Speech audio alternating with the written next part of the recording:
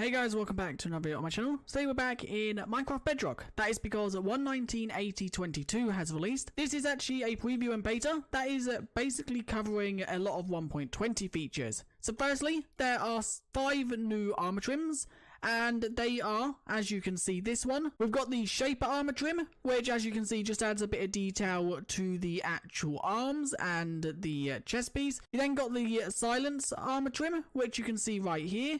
This one is then the Host, which you can see right there. We have then the actual, this one is the Riser. As you can see, that is what the Riser looks like. We then have the Wayfinder, which you can see right there. And finally, the Dune actual armor trim has also been altered. As you can see, this is the new look for it. The Dune armor trim has been moved to the actual Sentry one, which can be found in Pillager Outposts.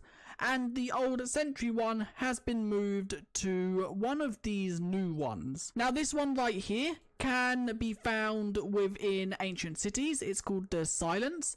And these 4, the Shaper, the Wayfinder, the Host, and the Riser, can be found within a new structure that we'll showcase in a second. There is also some new additions to signs. Signs, when you place them down and you enter some text in, you can now click back on the sign to re-edit the text. So say if you make a spelling mistake or you want to change what the sign says, you can now do that just by clicking on the sign, and you can do that as many times as you want. But you can also click on the back of the sign to put some text on the back. So if we do that, as you can see, there is different text on the back and the front. When you place a sign, you will always edit the front first. To actually add text on the back, you will have to click on the back. Now, if you dye one side, you can actually dye the other side a different color, as you can see. And that also works with glow ink. If you glow one side, the other side won't glow unless you glow it. But there is also one more addition to actual signs, and that is the ability to stop them from being editable. If you're on a multiplayer world and you don't want players to edit your signs anymore, you can click them with Honeycomb, which then means that no one can click on them to edit them again. As you can see, that was that sign. If I break that one, as you can see, I can't edit this one at all. The only way to edit this one now is by breaking it and placing it again. This is also the same for hanging signs. As you can see, if I put text on this side, the other side has no text until I put some text on. And you can also honeycomb these to actually stop them from being alterable.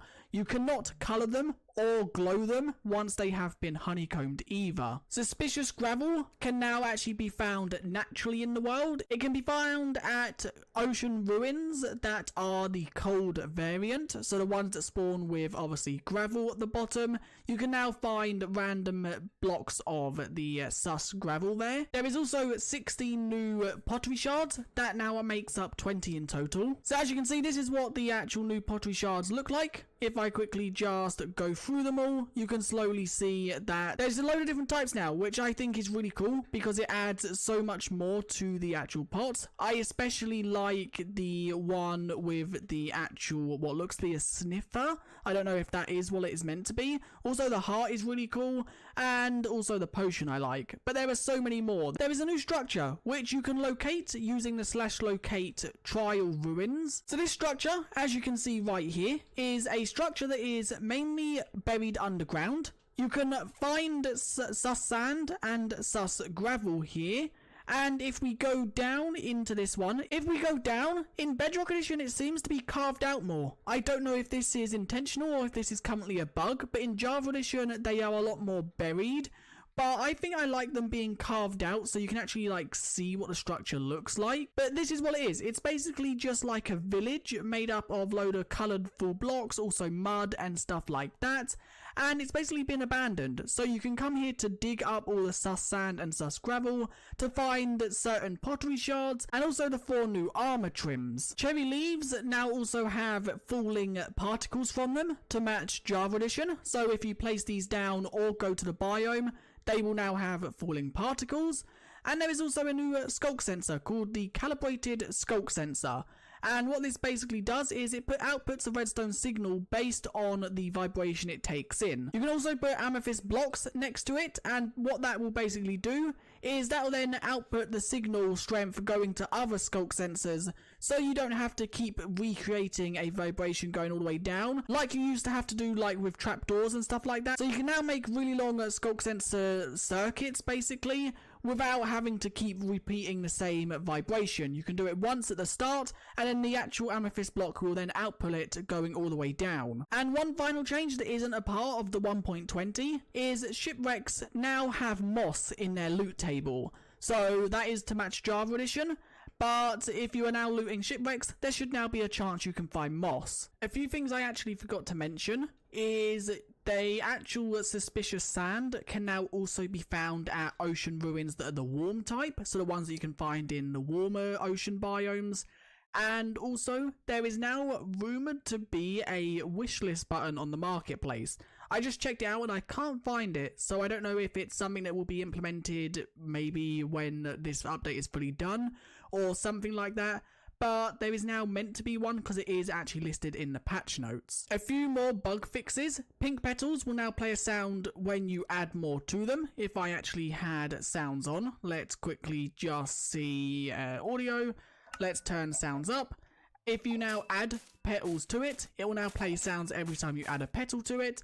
And also, walking through pink petals now is under the player category rather than the block category. In the last actual beta, they made it so the potions had different unique colours.